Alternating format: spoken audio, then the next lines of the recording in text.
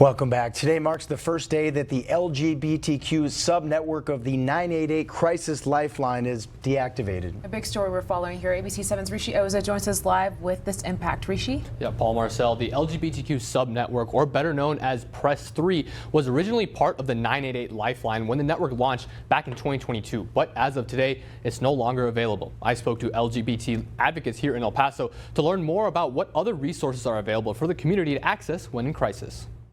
This is a huge loss and a huge disappointment when it comes to our LGBTQ plus youth.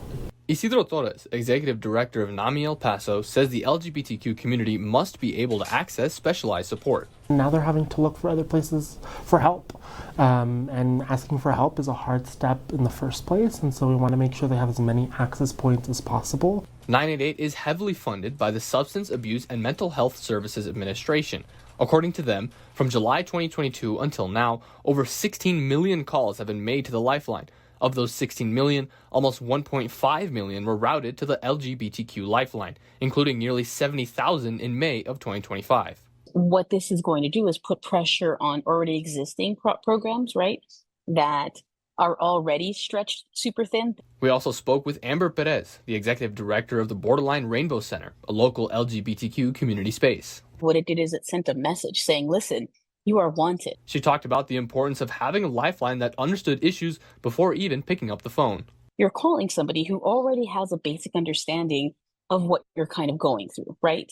They don't have to ask all of these other questions that at that point in time, people really don't have the bandwidth to be answering. But even with Press 3 going away, Perez expressed hope for the future and said there are still 24/7 resources available to the community. If you are suffering, know that you are not alone. Know that you have a community center here for you, that there's an entire community here that loves you and cares for you. The 988 Crisis Lifeline is still active, and they encourage anyone experiencing suicidal thoughts to call that network. And for resources still available here in El Paso, we have a list in this story on kvia.com. Reporting live in the studio, Rishi Oza, ABC 7.